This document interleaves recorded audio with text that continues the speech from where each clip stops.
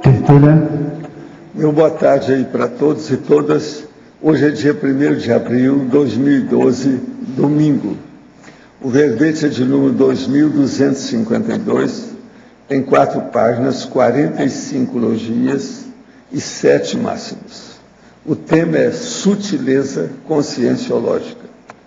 A especialidade é mental somatologia. Definição.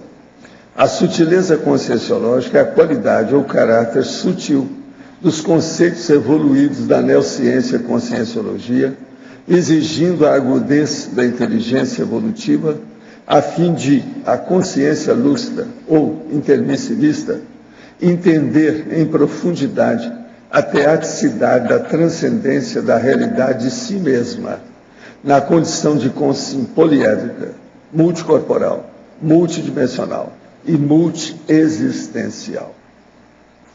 A sutileza conscienciológica, o reparo da sutileza, as sutilezas não entrevistas, a autocognição quanto à conscienciologia, as sutilezas paratécnicas, a sutileza transcendente dos parafenômenos, a leveza vigorosa da ectoplasmia, a central extrafísica da verdade, a globalização multidimensional. Eu chamo a atenção para a argumentologia, que tem a contrapontologia, que são 5 itens, para a gente refletir sobre o assunto, que esses são os mais sérios. Isso aí é a base desse verbete.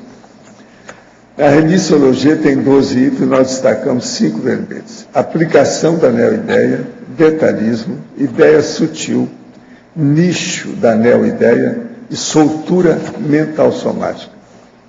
Frase enfática. Importa sempre enfatizarmos as sutilezas conscienciológicas, tendo em vista a simplificação didática das complexificações das realidades e para-realidades inerentes à conscienciologia. Você já detectou as sutilezas conscienciológicas? Tal fato ampliou a compreensão das pesquisas em andamento? Agora a mega análise aí do João Paulo conosco. Transcendência são 20 itens. Transcendência, minúcia, nuança, faceta, singularidade, neopensenidade, compreensibilidade, multidimensionalidade, realidade, detalhismo, neoideia, neoconcepção, parapercepção, diferenciação, mental somatologia, confrontologia, verponologia, autocogniciologia e cosmovisiologia e conscienciologia no fim.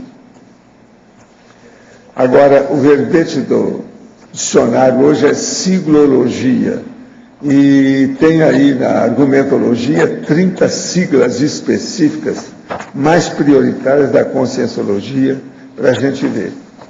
Isso aí não tem em qualquer lugar, sempre é bom para a pessoa ter uma noção do que ela sabe, o que ela não sabe a respeito das siglas dentro do processo da conscienciologia. Agora, questionamento. Linha 1 da fatologia. Como ficar que conseguimos pescar as inúmeras sutilezas não entrevistas nas inúmeras leituras conscienciológicas? O senhor coloca entrelinhamento dos seus verbetes. Como pensá-los? Aí a pessoa tem que ver aquilo que nós estamos falando, além do processo escrito. A gente apenas sugere sutilmente o que tem. Aí a pessoa tem que ver.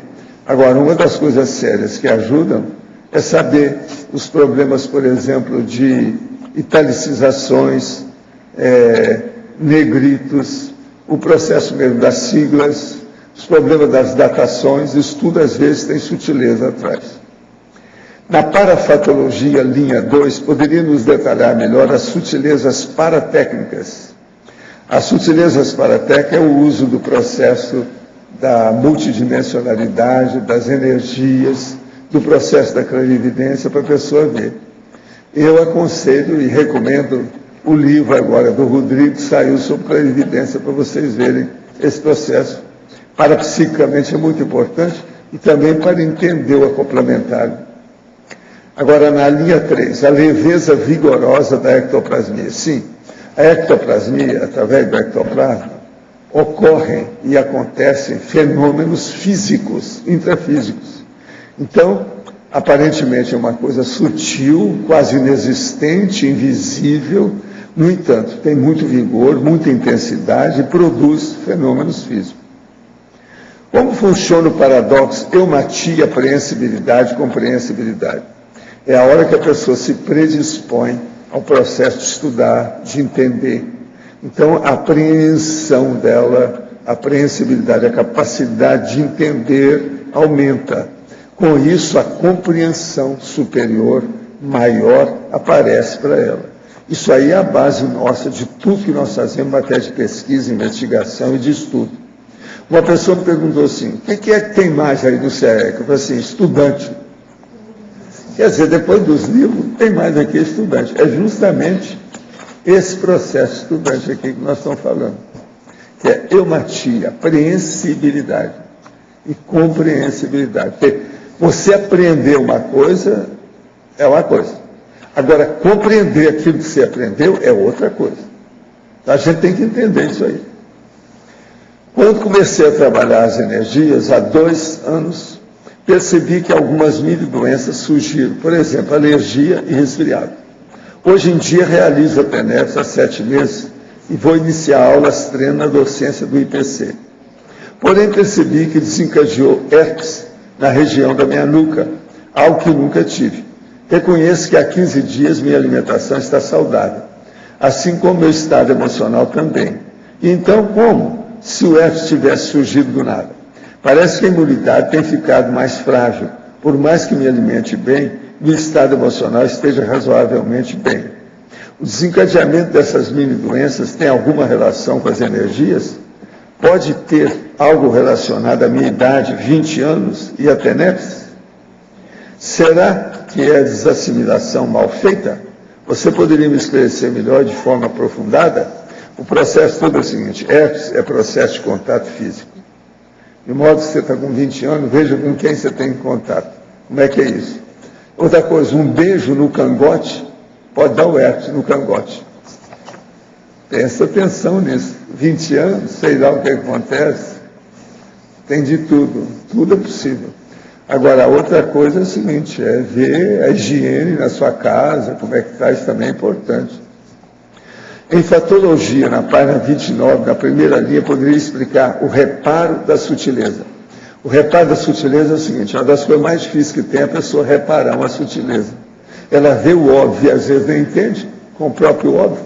Agora, quando o negócio é sutil, é praticamente invisível, elusível, que vai sumindo, ainda é pior ainda. Então, reparar a sutileza é um processo do pesquisador veterano. Um pesquisador ou investigador jejum, que está começando, ele não repara muito sutileza. Se ele acha a coisa grande, já acha que é o máximo. Aquilo que é o grosso, né? Parafatologia, página 29, segunda linha. Poderia ampliar as sutilezas paratécnicas. É justamente o que nós estamos falando aí, para a pessoa ampliar o processo de parapsiquismo. É ver os problemas da clarividência. É o livro do Rodrigo. O sobrinho de uma amiga teve um sonho na qual sua tia recém-dessomada, 1 semana e meia aproximadamente, lhe dizia através de uma ligação telefônica que não havia morrido e que estava resolvendo algumas coisas. O relato indica que essa consciência só experimentou a primeira dessoma. Pergunta o que poderiam fazer para ajudá-la a realizar a segunda. Não, se ela está realizando alguma coisa, ela está sabendo o que é que está se passando. Se esse fenômeno é real, isso aí é positivo, mostra que ela é boa. O que ele está falando aqui foi através de uma ligação telefônica. Hoje em dia está havendo muita coisa nesse sentido, mas é preciso saber se isso é real mesmo. O caso que aconteceu mais sério aí, que a família está recebendo telefonema, eles não quiseram fazer pesquisa. Tiraram o corpo fora. Deve ser gente que está com medo. Eu falei com a Evangelho, andou conversando, eles não permitiram. Porque esse caso é sério. Agora, esses fenômenos, eles existem. E muito antes de haver tanta computação, tanta televisão. Aquele negócio lá do meu amigo lá, que escreveu, o Oscar Dargonel, Vozes do Além por Telefone. Isso é antes de eu nascer. Foi no ano de 1926 que ele publicou o livro no Brasil. O livro tem lá na Holoteca. Vozes do Além do Telefone.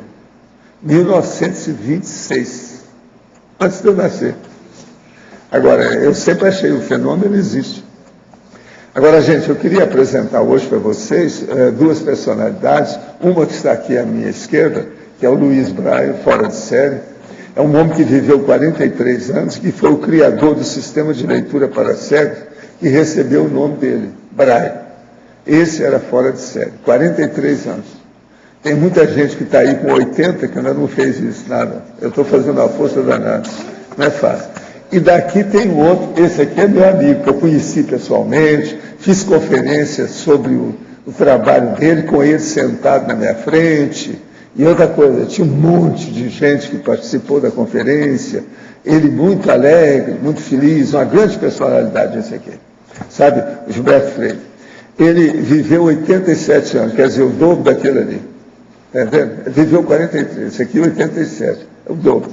Agora, esse aqui foi sociólogo, antropólogo, historiador, escritor, pintor, e é considerado um dos mais importantes sociólogos do Brasil. Eu que conheci o homem, achava que ele era o máximo, uma simpatia esse cara, uma cabeça. Agora, hoje ainda existem as ligações externas com os processos dele, tem a Fundação Gilberto Freire, a biografia do Gilberto Freire pelo projeto Releituras, a Biblioteca Virtual Gilberto Freire, e tem a TV Cultura, Alô Escola, Casa Grande Senzala. Tudo isso aí está atuante sobre a vida do Gilberto. Agora, ele já estava de idade quando eu conheci, foi lá na década de 80 mesmo, sabe? Eles já vão para mais de 30 anos.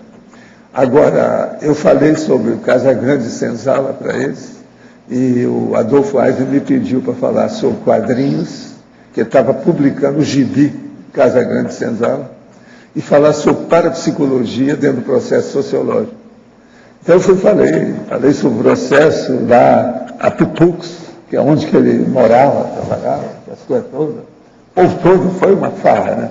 Um monte de artista no meio, gente, estudante, isso tudo lá no Rio. Lá na Editora Brasil América, lá do Adolfo Aisler, que era meu amigo. Ele é que me pediu para fazer a palestra, um negócio sério lá com o povo todo. Agora, eu gostei muito de conhecer o homem de perto, eu não conhecia. Foi lá que eu tive contato. Agora, nós conversamos muito, vimos as coisas, valeu a pena. Isso foi antes dele dessomar. Eu já estava de idade, já, fora de série. Um grande homem, esse aí.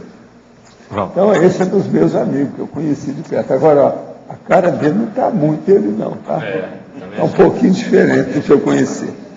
Ele era um pouco mais magro aqui. Mas o que é? Página 29, o último item da parafatologia, a globalização multidimensional. Você pode falar sobre isso? O caso todo aqui é o seguinte, é a hora que a gente vê, você coloca a cosmovisão e amplia isso para o parapsiquismo. Então o parapsiquismo amplia mais a cosmovisão que você já tem das coisas. Com isso, o seu mapa mundi, ele vai para o cosmos, a coisa aumenta. E os fenômenos também vão aumentando, porque de fenômeno você passa para parafenômeno, aquilo fica maior, mais amplo. É muito sério isso aí, eu considero. Agora, ó, observa aí o que eu estava falando antes, é a contrapontologia. Eu deixei 5 pontos só para chamar atenção sobre isso. Isso aqui tem muita sutileza que o povo não entende dentro da consciência. Agora aqui, sinergismologia, página 29, por favor. Comente o sinergismo, extrafisicalidade, sutilidade. É justamente isso. É a sutileza que tem no processo extrafísico. Devido o problema ser a maioria invisível, você não vê com facilidade, e é necessário ter mais percepção para acusar a manifestação fenomênica, né? Agora, em numerologia, página 30, final da 4ª linha, poderia expandir as sutilezas conscienciológicas ou filosóficas. São essas coisas que nós estamos falando, é só olhar aí na contraponto, você vai ver o que é. Agora, o que é que se passa? Contrapontologia, aí do verbete. O que eu quero dizer com isso aí é o seguinte, que a filosofia, quando ela entra na mega fraternidade, ela atualiza teaticamente o problema do universalismo. Então, essa cosvisão com o processo todo fica muito mais séria. Agora, veja, sutileza geralmente é um problema de detalhe, né? É uma coisa pequena, né? Quase sempre. Agora, o caminho nosso da conscienciologia é fazer o detalhe ficar grande. Então, a coisa toda caminha devido à multidimensionalidade. Então, a sutileza conscienciológica, ela às vezes é gigantesca. Ela não é pequenininha, ela é grande. Então, a gente começa a entender, por exemplo, você vai falar de uma Comunex. O que tem numa Comunex? É uma loucura. O problema todo da abordagem que se pode fazer nisso. Agora, no verbete do dicionário, página 26, poderia falar sobre sua inteligência evolutiva, o item omnicomunicologia. As siglas apresentam notável comunicabilidade quanto à síntese dos conceitos em geral, compondo verdadeira sinopse evolutiva, envolvendo o autopensenograma, o autoproexograma, o autotenepsograma e o autogesconograma, fora muitos outros. O que nós queremos dizer aqui é o seguinte: pensenograma é aquilo que a pessoa pensa. Como é que é? A sua pensenização. Quais os tipos de pensamento que você usa mais na sua vida e como é que isso funciona? Você, por exemplo, já classificou quais são os pensamentos que você usa mais? Isso é importantíssimo. Qual a categoria dos pensamentos que você usa? Isso é o autopensenograma. Agora, o autoproexograma. Dentro da sua programação existencial, você está onde? Você já fez um levantamento disso? Estabeleceu detalhes? Enumerou num quadro sinótico, por exemplo, o processo da sua proex? O que você já fez? O que é que falta? O que você desejaria fazer? Como é que é a situação? Outra coisa, autotenepsograma. Como é que é a sua teneps? Você já fez um levantamento da qualificação da sua tarefa energética pessoal diária para o resto da vida? Isso aí é importantíssimo.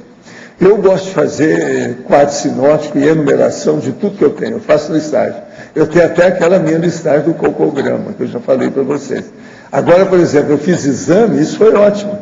Eu estava seguindo tudo, sabia tudo como é que era. Não tem problema nenhum. Agora, outra coisa, autogesconograma. Como é a sua gestação consciencial? Você já fez um levantamento, um quadro sinótico das suas possibilidades? Possibilidade. O que você já fez? E aquilo que você tem potencial para fazer mais. Isso é importantíssimo. Isso é a omnicomunicologia. Grande. Maior. Eu acho que com isso, eu respondi o que ele está querendo aqui, o Murilo.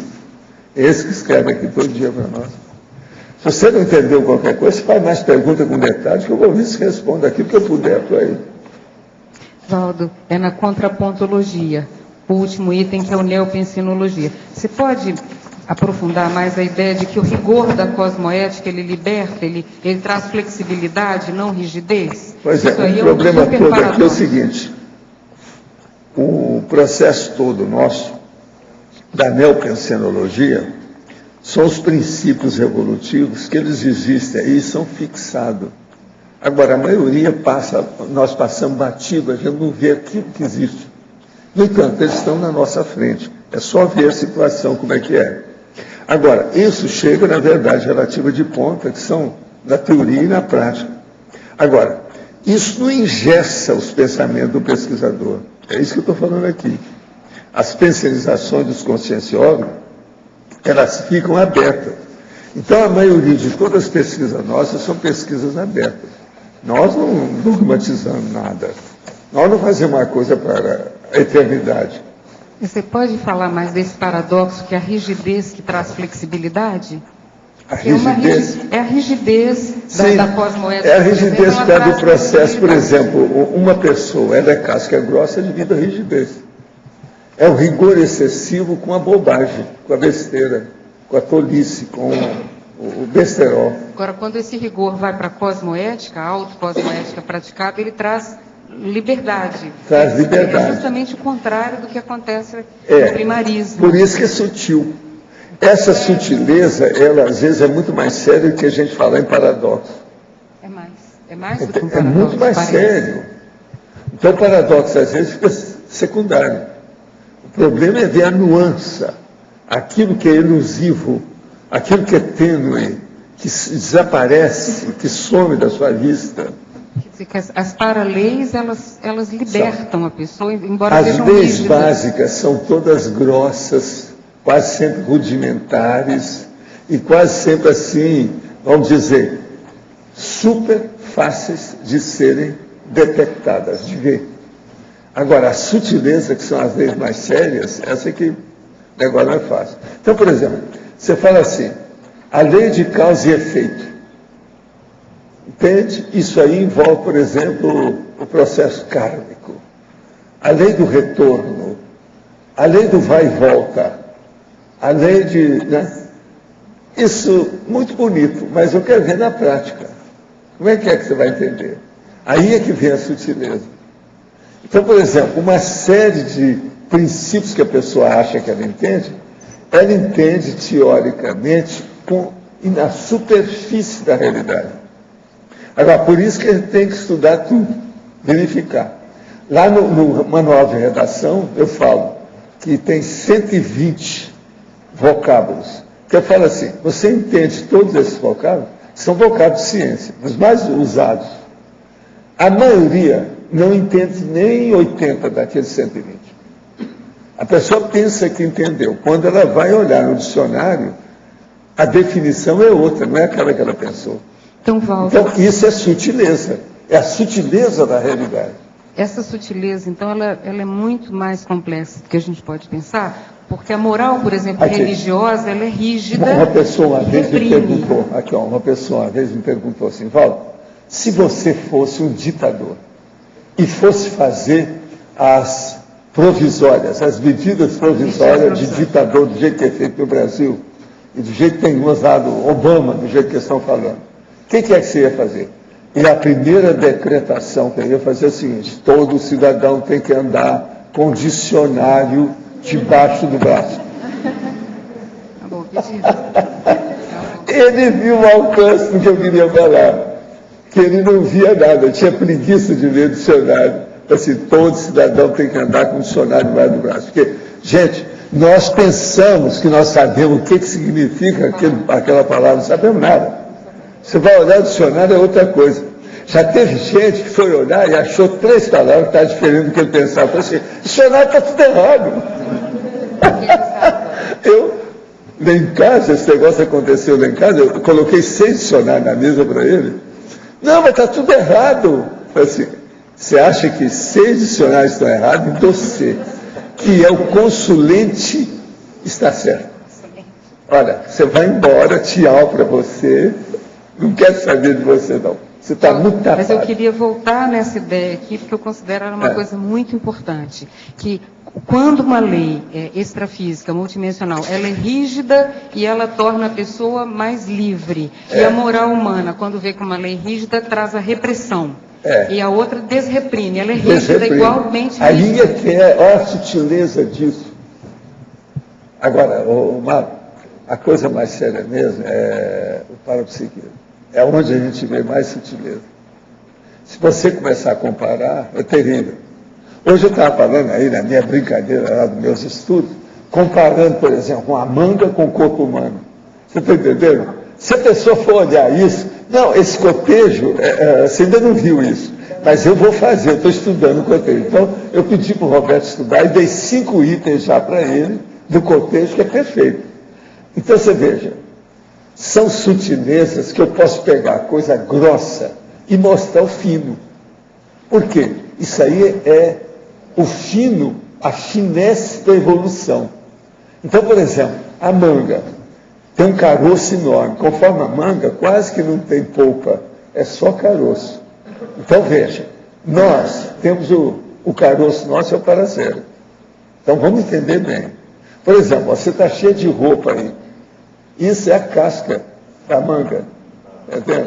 E a embalagem de fora. Agora, a pele é a casca da manga propriamente dita. É a pele. E por aí vai. Agora, o melhor da história. Tem um pedúnculo que segura a manga, tá certo? Aquele cabinho fica preso no galho. É um cordão de prata. Então, por exemplo, a hora que eu falei, todo mundo riu, mas todo mundo entendeu. Agora veja, então uma pessoa chega aqui, está toda fechada, embotada, daquele jeito, está assim, vem cá, Você já deixou de ser manga há muito tempo. Você hoje é uma personalidade, o seu corpo já mostra que você não é manga mais. Então, é isso que eu quero expor, que é a sutileza do processo. Mas não tem só razão? Tem a manga da camisa também, eu sei disso. Mas é a saída. Sou aqui no ar. Professor, queria que o senhor comentasse essa questão. O autotenepsograma. Como avaliar dentro da nossa tenepsograma, você tem que colocar tudo que acontece com você na TENEPS. Faz uma listagem disso, que você vai ver que daí a pouco começa a aparecer os dados que você pode ampliar. Aquilo que você não está bem. Então, uma das coisas muito sérias que tem é o seguinte, uma das maiores dificuldades que tem na TENEPS é a pessoa manter a disciplina, a organização, até se tornar madura e veterana como tenepsista. E para isso, uma das coisas mais difíceis ainda do que isso, é a interlocução com o amparador. Você tem que conviver lá pelas tantas, você sentir que o amparador está aí. Você sente a presença dele. Do jeito que é que eu tenho banho energético, para banho energético, entende? O tenepsista pode sentir isso todo dia. Isso é normal para ele. Então, isso tudo está aí para ser desenvolvido. Então, uma coisa boa para fazer esse tenepsograma é colocar aquilo que você já conquistou e aquilo que você pretende conquistar. Quais são os próximos passos a chegar lá? O que é que você precisa? Dentro do processo da TENEPS. Ou da vida. Tem uma série de coisas. Por exemplo, para você enriquecer o seu tenepsograma, quais os tipos de consciência que você tem atingido? Por exemplo, em todo o período que você está fazendo com a TENEPS, você já atendeu alguma consim projetada? Na hora? Tudo isso você vai ver com o tempo. Outra coisa, você já atendeu criança extrafísica?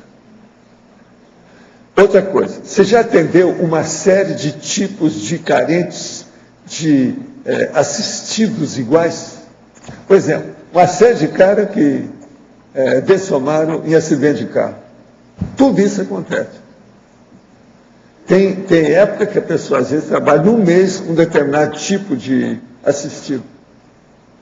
Tudo isso ela vai ver com o tempo. Professor... Então isso tudo entra no tenepsograma, é um quadro sinóptico, com enumerações. Se você ainda não tem lucidez, você não é preciso alcançar a lucidez. Por que não tem? Porque a pessoa não exercita o parapsiquismo. Começa a mexer mais com o estado vibracional, você vai chegar lá, não tem jeito. Professor Valdo, Qual é o significado do atendimento na TENEPS, por exemplo, ou para criança, ou para alguém que está dessomando? A afinidade da pessoa com aquele tipo de assistência. Se ela tem afinidade, o amparador canaliza o povo. Ela fica especializada durante uma temporada. Agora, eu penso que a maioria dos tenepsistas são especializados numa série de assistências. Sim. Não é só uma, nunca. É um monte deles. Então, isso com o tempo, e o veterano, então, com o tempo ele fica generalista. Então, ele faz uma clínica geral extrafísica, entende?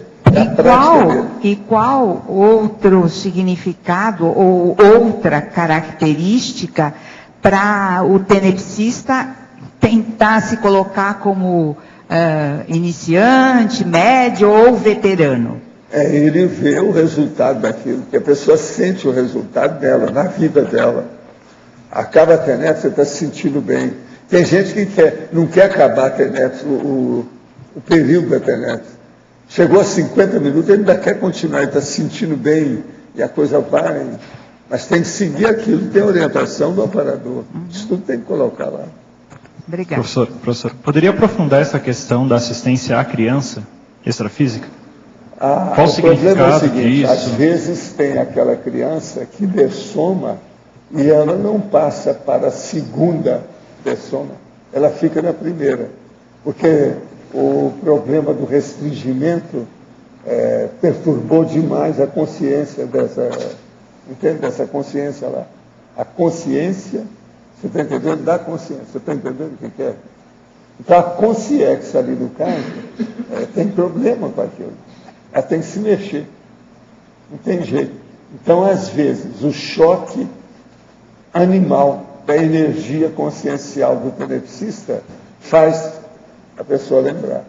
Agora, o que é incrível nisso é o seguinte, é aquilo que eu conto daquele fenômeno. Você vai mexer com a criança, que é recém-nascida, tem pouco tempo lá, você olha que quer tirá-la do corpo. Ela sai do corpo e vira a vida anterior de adulta dela, que é justamente o contrário disso. Então você veja, entenda, durma com barulho desse. Entenda como é a consciência. Olha a diferença de uma reação com a outra. Isso tudo acontece. Por exemplo, ali, se uma pessoa dessomou, é a coisa mais fácil dela retornar à sua lucidez total, até os pontos. No entanto, tem gente que é totalmente inibida. O restringimento físico foi tão forte. Aí é o negócio de perguntar, os hormônios da mãe eram violentos. Professor. Botaram na cabeça a lucidez da consciência. Agora, isso mostra uma maior desenvoltura do tenepsista quando ele já consegue ter uma frequência desse tipo de assistência? Mostra também a versatilidade, o generalismo que ele é capaz, as possibilidades que ele tem de assistir com um amplo espectro, entende, de assistência. Isso é o máximo.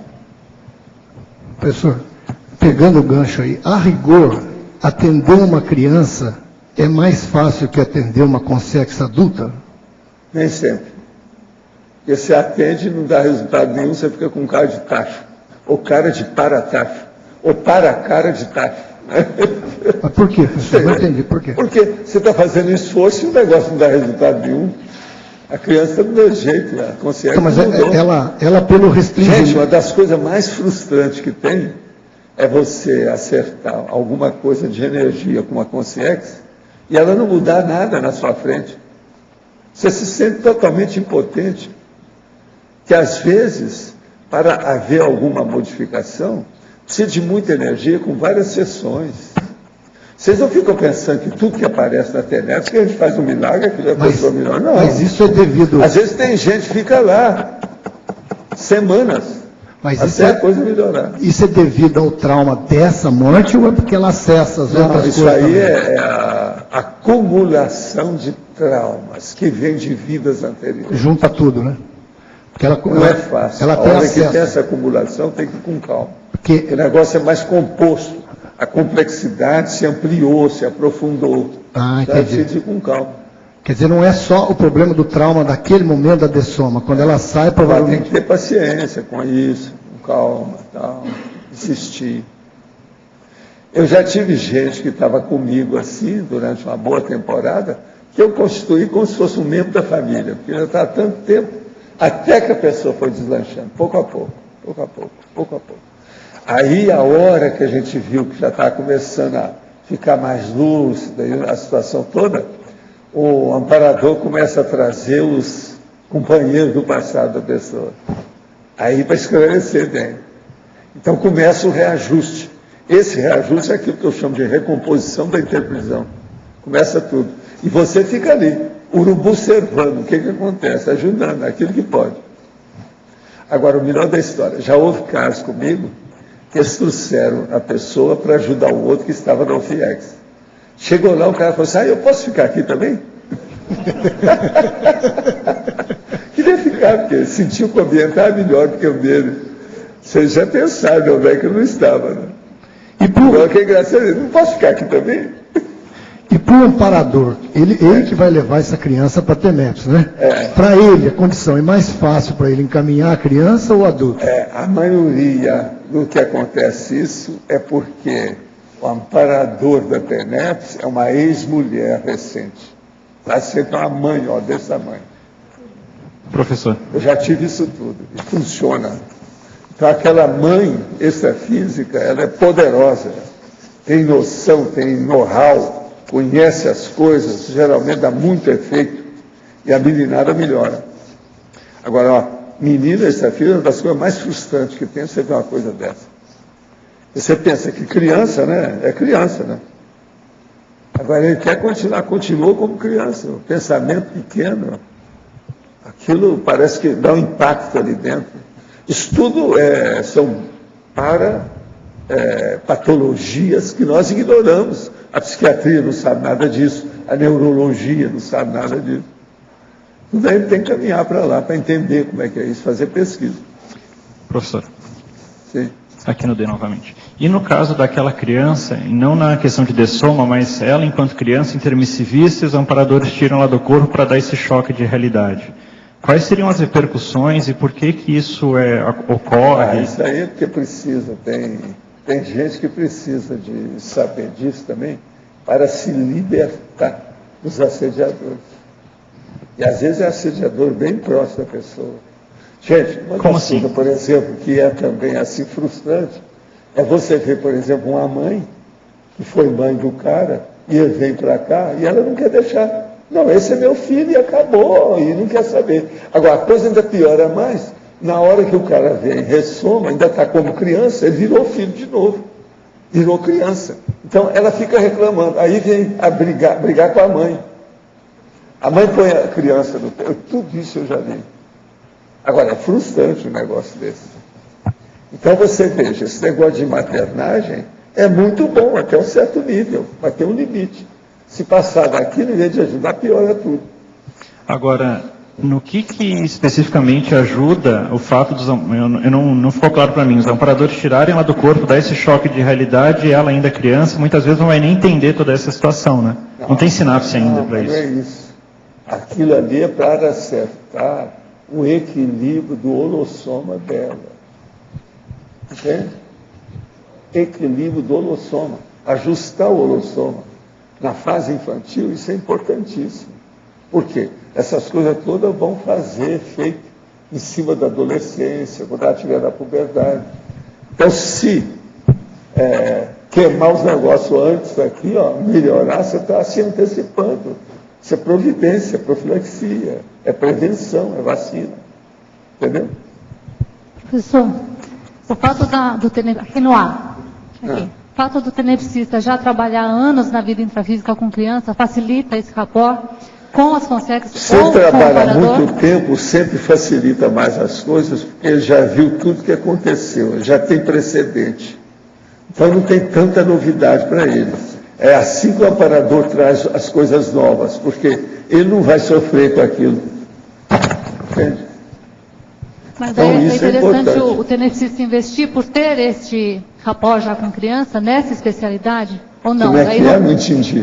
Seria interessante o tenepsista, por ter esse rapport já, essa afinidade, investir nessa especialidade, essa TENEPS aberta para esse processo? Não, é bom o tenepsista estar a par da situação, saber que isso existe, e estar preparado para o que deve e deixar o amparador supervisionar o trabalho.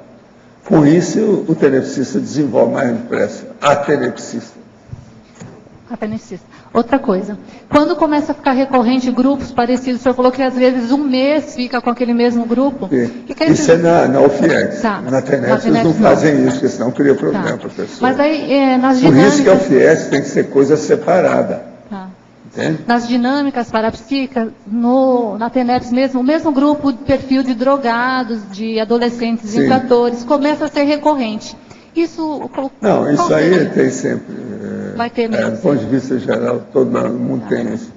Faz parte do serviço. Ainda mais agora com a Reurbex, com os réus, a limpeza da terra, a profilaxia que eles estão fazendo. Isso aqui é um hospital, e agora eles resolveram fazer a limpeza do hospital. Então é aquela limpeza de sábado. É terrível. Começa do chão, vai até o teto. Mexe em tudo, todos os departamentos. De modo que... Gostaria de saber com detalhes como os sites da internet podem contaminar a energia de uma pessoa. Pode. Se a pessoa for ligar para os negócios que aparecem no site, já está perdida.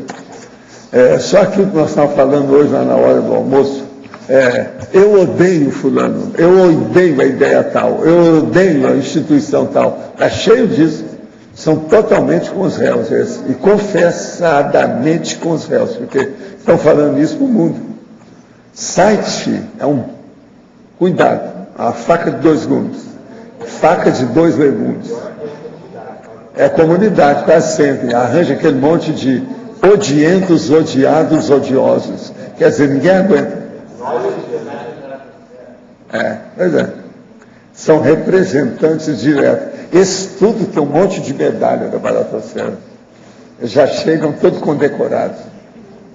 Por que a maioria dos médicos que fazem paracirurgias são religiosos e sem senso apurado da cosmoética? Porque a parapsicologia segue a ciência convencional e não assume os fenômenos mais avançados.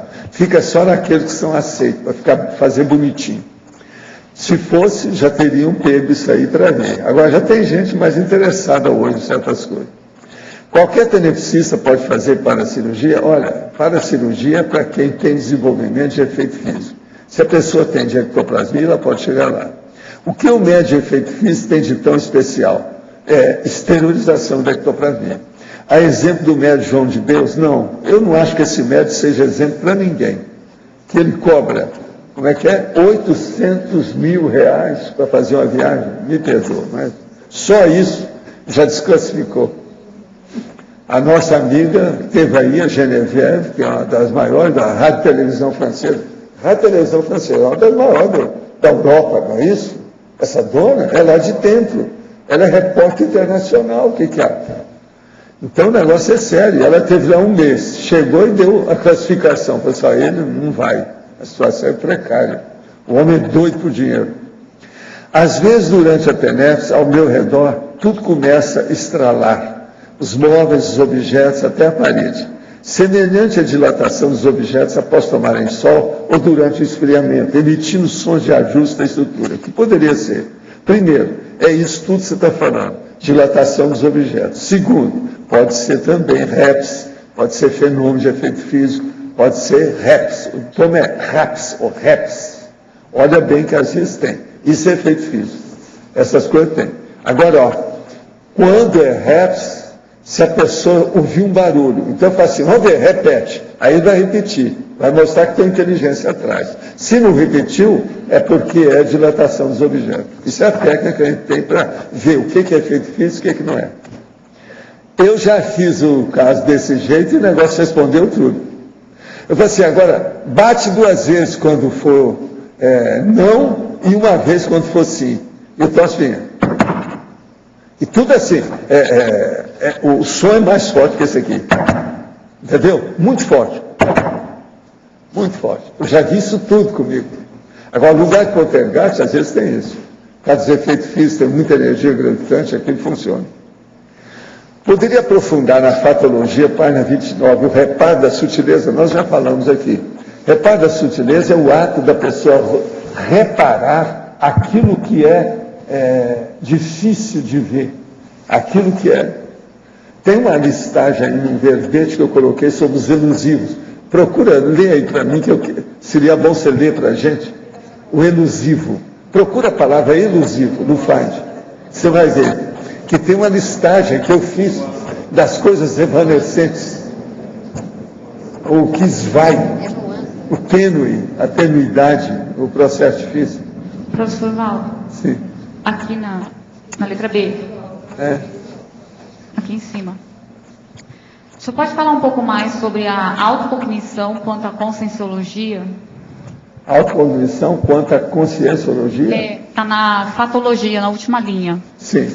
O caso todo é o seguinte.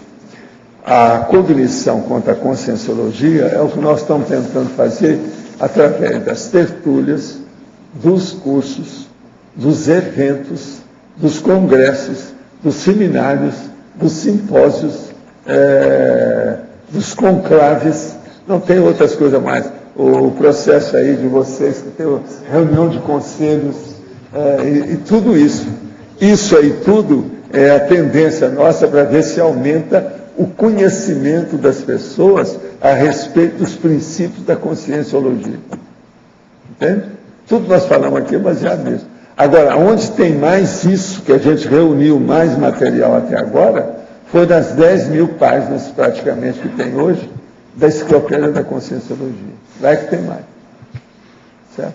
Você pode falar um pouco mais também sobre o parapsiquismo mental somático, correlacionando com a sutileza? O parapsiquismo mental somático é aquele que não mexe apenas, ou não mexe mesmo com nada do efeito físico, mas ele mexe com conclusões ou efeitos ou consequências de elaboração de pensamento. Então entra as neo-verpons, as verdades relativas de ponta, as coisas mais avançadas, evoluídas, as ideias originais, aquilo que interessa. Então, por exemplo, psicofonia, vem aquela consciência e toma conta, faz uma possessão benigna de uma pessoa durante uma temporada e fala através dela, se comunica. Isso aí é uma comunicação que mexe muito com o processo ainda físico, tem efeito físico nisso, entende? Mais, por exemplo, do que a psicografia. A psicografia já é o paracérebro de uma consciência com o paracérebro do médio humano. Então, há uma conjugação disso, já tem menos efeitos físicos e tem mais efeitos intelectuais, intelectivos, efeitos das faculdades mentais, são as funções cognitivas, entende? Esse aqui é, então, o fenômeno mental somático que nós chamamos. Agora, o fenômeno mental somático mais bacana que tem, mais evoluído que existe, é a hora que junta uma série de fenômenos, tanto físicos quanto intelectivos, tudo observando e objetivando uma meta só. Isso é que nós chamamos de pangrafia. Por quê? São os fenômenos todos que são registrados simultaneamente, eles atuam simultaneamente. Isso é a pangrafia. Esse aqui é o melhor de tudo que a gente vê. Agora, a pangrafia, ela pode levar a pessoa, com o passar do tempo, aquilo que nós chamamos de cosmoconsciência. A cosmoconsciência, então, é o maior fenômeno intelectivo que pode haver do ponto de vista parapsíquico. Agora, para chegar na pangrafia, o ideal é a pessoa fazer muita assistência, os amparadores ajudam com o processo do extrapolacionismo. Ela começa a ter mais fenômenos, mais amplo, de amplo espectro, um caminho maior, a cosmovisão aumenta, ela chega na pangrafia. Agora, a primeira coisa que tem, geralmente, no extrapolacionismo é o seguinte: uma pessoa, a personalidade humana, não pode ter medo de fenômeno, não pode ter medo de consciência. Se ela tem medo, acaba com tudo. A projetabilidade lúcida não funciona com a pessoa, fenômeno nenhum vai dar certo, porque ela está com medo. Então, medrou, não se fala nesse assunto, a pessoa não está preparada para isso. Entendeu? Professor Valdo? Vem aí para mim. Vai ler para vocês para saber o que é essa sutileza. Quais são os tipos de fenômenos que acontecem com ele. É o verbete nuança, são 28. Então, dúbios, efêmeros, elusivos, errantes, escapistas, esquivantes, esquivos, esvaecentes, evanescentes, evasivos, fluxíveis, fugazes, fugidios, furtivos, impermanentes, incertos, indefinidos, inexatos, ininteligíveis, instáveis, pervagantes, rarefeitos, subterfugiantes, tênues, vagos, vagueantes, voláteis e volúveis. Subterfugiantes, essa é terrível, né? Agora, gente, vocês entenderam agora, né? Depois dessa não é possível que a pessoa não vai entender o que nós estamos falando com isso. Entende? Agora vocês vejam, eu procuro analisar os fatos por diversas facetas, para que o assunto fique mais claro. Agora, isso aí hoje explica bem o que é que nós estamos chamando da sutileza conscienciológica do ponto de vista prático. Professor Nubi, na página 30 da enciclopédia, tem lá neosinapsologia. E você faz... a lateropensenidade conscienciológica e as neosinapses. Eu queria que você aprofundasse essa ideia de lateropensene, neosinapse e neoverpon. O problema todo é o seguinte, vamos entender bem isso. A lateropensenidade, geralmente, a pessoa já está vivendo aquilo, mas ela não percebe que o processo está muito lateral para ela. Ela, às vezes, não tem autoconsciencialidade de ver o lateropensene, quer dizer, o pensamento ou pensene lateral que está com ela. Então, aquilo chegou até aqui, mas ela não captou, aquilo não entrou na cabeça dela, ficou de fora. Então, é como se tivesse trancado a chave, a pessoa ficou presa de fora. Vocês estão entendendo aquele negócio da prisão de fora? Tem a pessoa que fica presa dentro de casa, tem o outro que fica preso na rua. Quer dizer, está solto na rua, não resolve nada. Então o problema aí é esse. Só um ponto aí. Esse lateropensene, ele pode ser exclusivo da pessoa ou normalmente tem um parapsiquismo aí? Quase sempre tem parapsiquismo, porque aquilo transcende a capacidade dela de pensar ordinariamente. Aquilo transcende. Então entra noutra dimensão. O processo tem uma expansão em matéria de conteúdo. Então a análise de conteúdo fica totalmente no buraco. Que a pessoa não teve capacidade de chegar até lá para ver a diferença. Então vamos entender. O neopensene quase sempre pode ter sido, durante muito tempo, aquele tempo com a pessoa, mas era um lateropensene. Ele era lateral. A pessoa não percebeu. Então, a hora que ela define a realidade daquele neopensene, ela captou o que é o lateropensene. Ela está começando a entrar nisso. Agora, ó, é um pensamento adjutório. Ele ajuda a pessoa a ficar mais clara a cabeça dela. Melhora a hiperacuidade, aquilo que nós estávamos falando lá na hora do almoço. Entende? A arquipercussiência. O negócio se expande. Tudo aumenta. Agora, tudo aumenta ao sono.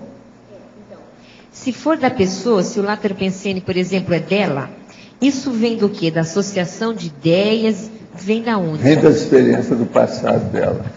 Que a maioria já tem muita. Então, todos vocês que fizeram curso intermissivo, todo mundo já mexeu muito com algum processo intelectual mais sério. Porque eu vejo o seguinte, isso aí eu vi há muito tempo. É muito difícil uma pessoa entrar no curso intermissivo se não teve, nesses últimos 500 anos, por exemplo, alguma coisa em matéria de pensamento ou de comunicação. A maioria teve. Agora, o problema é que a pessoa teve isso em 1500, depois nunca mais mexeu. Só mexeu com o corpo, esticou, ou senão aquele negócio do meu amigo, né? Não, vamos fazer exercício físico. Isso não adianta nada, quer dizer, então o problema não é por aí. Então, exercício físico resolve muita coisa, muito bom. Não é descartável, mas não resolve tudo. Nós temos que pensar no processo mesmo, sério, mental somático. Então a gente pode falar que alguns lateropensenes são cons não recuperados.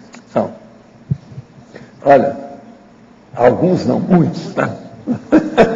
É bom clarear isso aí. As consciências crianças são apenas as que desencarnaram e ainda não se recuperaram do ressentimento físico? Sim. A apresentação ou estado normal das consciências são de adulto? Não. Às vezes se apresentam como criança mesmo, tudo igual. Qual é a sutileza que devemos estar atentos para a recomposição da hipervisão grupo kármica e acertarmos assertivamente para desvincularmos aos poucos do grupo? Olha, o processo mais sério mesmo é ver o que é que a pessoa deve mais e ver o que ela pode fazer para recompor isso. Né? Aí cada caso tem que ver, né? E isso não é sutil, não. Às vezes é muito grosso. O negócio é rudimentar. Na Crescendologia, página 30, segunda linha. De que maneira acontece o crescendo ciência convencional para a ciência conscienciológica? É o que nós estamos tentando fazer. Eu já estou com isso faz meio século trabalhando aí, fazendo uma força danada para ver se clareia. Agora, a ciência convencional, a pessoa tem que ultrapassar a eletronótica. Então, isso aí é difícil. É muita tentação e muito envolvimento, muita sedução que a vida humana dá em cima da pessoa na academia e na universidade. Então, a pessoa não deixa isso com facilidade. E outra coisa, eles não podem mudar esse paradigma, porque senão todo o processo de jactância vai para o espaço. Eles não querem isso. Tem gente que é aqueles que falam para mim, Valdo, estou de acordo com você, mas não posso fazer isso. Eu tenho a minha autobiografia, tenho meu filho, como é que eu faço? Poderia esclarecer na parafatologia, página 29, terceira linha, a leveza vigorosa da ectoplasmia. Nós já falamos também isso. A ectoplasmia, às vezes, ela consegue mover as turbinas da Itaipu. Então, da pessoa, né? Então, o negócio é muito sério. Professor, tem que pensar. Agora me veio a ideia, o senhor está falando de sutileza conscienciológica. A professora Marina apresentou no congresso de TENEPS, sutilezas da TENEPS. Foi até interessante que ela tirou do manual de TENEPS. Tem uma parte lá que fala das sutilezas que acontecem durante a TENEPS. Então pode ajudar no auto-tenepsograma, né? Pode. Tudo pode pôr lá dentro. Tem muita coisa. Aí saiu nos anais lá. E tem o vídeo que vai sair daqui a um tempo. É muito interessante. Viva a TENEPS. Professor Valdo, sim, você poderia me explicar se há possibilidade de, antes de se chegar à pangrafia, ocorrer a cosmoconsciência? O que é? Você quer que explique? Antes de se chegar... O patamar, o que acontece? É extrapolacionismo, foi o que eu falei. Tá. Tá bem. A pessoa entra no extrapolacionismo, os amparadores vão dando força para ela. Ela assume aquela condição. Ela vai melhorando, vai desenvolvendo o parapsiquismo. Com isso, ela chega naquele ponto que tem a pangrafia. Agora, isso é inevitável. A cosmoconsciência fica lá no fim. Primeiro é estado vibracional e tudo que diz respeito à energia. Depois vem extrapolacionismo. Depois vem, às vezes, psicografia, psicofonia. Depois vem a pangrafia. Depois da pangrafia, então, se a pessoa sentar com bastante assistência, ela se torna mini peça do macromecanismo. Aí pode ocorrer a cosmoconsciência. Tá bem. Outra pergunta, professor. Através de livros, filmes, a gente pode ter autocognição? Pode. Obrigada. Agora, eu quero falar como é que é o meu processo estatístico disso aí. Um filme, às vezes, você acha uma palavra. Um livro, você acha uma página. Então, a diferença é enorme. Na questão do filme, o que a gente tem que observar mais, quase sempre, são os diálogos, que é onde a gente pode aprender alguma coisa. Agora, se você soube escolher o filme, se é um filme dramático, histórico, ou de documentário, uma coisa mais séria, técnica, você pode aprender mais as coisas. Agora, é muita tolice que tem. Sim, a gente está falando... filme de menino, filme de bicho que fala, filme de ficção científica, filme de humorismo, de comédia, a chamada sitcom, comédia de situação, a maioria você não vai ter nada. Vai ajudar a desopilar o fígado, às vezes melhora, uma pessoa que está aí toda encrencada com hepatopatia, distímico, aquele punfado, com a cara de bugre, babo, é cara de gorila. Vocês já viram gorila de vez em quando? Tem gorila que certas pessoas que eu conheço têm a mesma cara. E às vezes o cara é branquinho, mas tem cara de gorila. Está entendendo? Então, isso aí, o filme às vezes pode ajudar. Não, estamos processo terapêutico. Mas agora, de modo geral, para nós não precisamos disso. Que aqui já nós não temos mais tanto primata nesse nível de gorila. Os primatas nossos já estão mais sofisticados. Inclusive, professor, trazer essa questão para a conscienciologia. Isso. Né? Por isso que eu indico os filmes, essa coisa toda. Agora, eu, por exemplo, atualmente estou vendo alguns filmes quase todo dia. Eu vejo alguma coisa. Eu tenho um monte que eu vou arranjar. Ontem mesmo eu saí com o Pedro, eu trouxe ao todo 13 ao todo. 13 ao todo. Teve umas 10 dias aí, 15 dias para trás, que eu trouxe 16, não foi? Agora, lá em Belo Horizonte, quando eu fui a última vez, eu trouxe 62. Agora, eu vou vendo o seguinte, eu não perco tempo com nada disso, não. Eu olho, se me interessa, eu continuo. Se não interessa, eu descarto. Vou ao outro. Já teve noite que eu olhei assim, 4 filmes, um depois do outro. Cada um pior que o outro. Mas eu vou olhando, porque às vezes é assim que a gente conhece, não tem outra saída. Entende? Obrigada. Agora, eu vejo só os pedaços. Vi 4, mas não vi nenhum inteiro.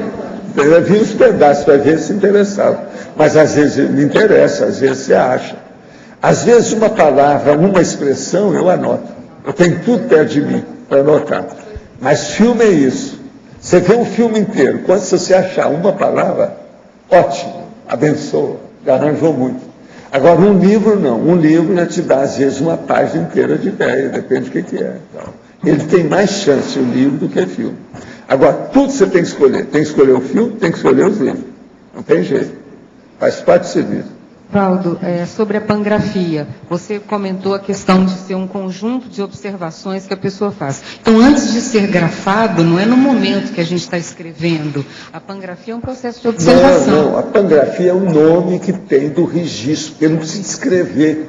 O registro é na cabeça, é mental somático, né? Que a pessoa está começando, ela está sendo levada para fazer uma aglutinação de neo-ideias. Tudo ali junto.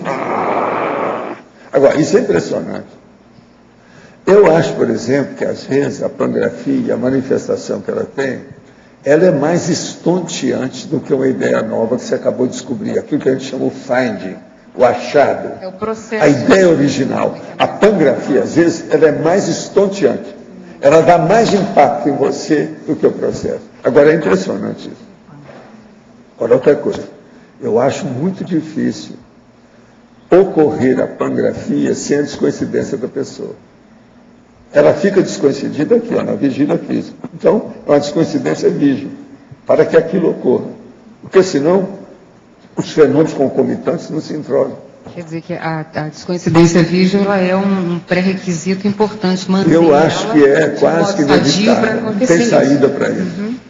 Agora, você sabe, pangrafia é uma coisa que esse nome fui eu, essa expressão. Isso não tem. O Richer não estudou isso, o Botzano não estudou isso, a parapsicologia não estudou isso, ninguém estudou isso até agora. Entendeu? Agora, o que é engraçado é isso, esse povo devia ter pensado, né, que os fenômenos se juntam, eles se casam, ninguém pensou nisso. Desde o século XIX, ninguém pensou. E por que você Eu chamou procurei, grafia, por exemplo, Paulo? uma ocasião, com o Swedenborg, porque ele tinha uma opção de ideia, o cara era muito inteligente, não achei nada nele também que pudesse mostrar isso. Por que você chamou grafia e não percepção? Grafia por causa do processo de registrar. Registro mental. É terrível, porque você registra, você não vai esquecer o negócio. Agora, Malu, isso é seríssimo por causa da composição que dá depois. Aquilo vai ficando cada vez mais composto, ou seja, mais complexificado. Outros elementos vão entrar. Não é só isso, por exemplo, você começa a ver aqueles fenômenos, às vezes, começa a atingir determinada consciência, você querendo ou não, espontaneamente, você faz uma evocação. Aquela consciência que às vezes está em alto nível, ela vem até para ajudar você. Daí a pouco você tem ali vamos dizer assim, um conjunto, uma equipe que está ajudando você a entender aquilo que você está pesquisando. Isso ultrapassa o seu amparador, ultrapassa tudo que você estava pensando antes. É uma coisa impressionante para a minha vida. Agora, isso ainda tem muita coisa para nós estudar. Eu tenho falado muito nisso para colocar o conceito na cabeça de vocês, para vocês desenvolver isso mais. Porque a maioria, quem chega na pangrafia é a turma da tenepsis, é o tenepsista. Sem tenepsismo, sem a tenepsologia, eu acho difícil a pessoa chegar nisso. Não tem uma justificativa para ter, né, Valdo? Porque é uma justificativa assistencial. Porque tem que ter assistência. Tem que ter assistência. Aqui, amparador nenhum vai gastar tempo e energia e oportunidade com a gente se não for consistente. Professor Valdo, aqui em cima no ar, de volta à neosinapsologia. Sim. Aí no final da discussão, o senhor falou que o látero pensene seria, não, foi a pergunta da Mabel, né? É um cons não recuperado. O senhor pode falar mais sobre esse conceito? O látero pensene... O caso é o seguinte, por exemplo, vamos entender.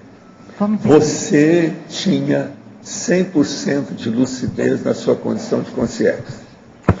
Então, você estava com a autolucidologia completa sua. Dentro do seu nível evolutivo, era o top.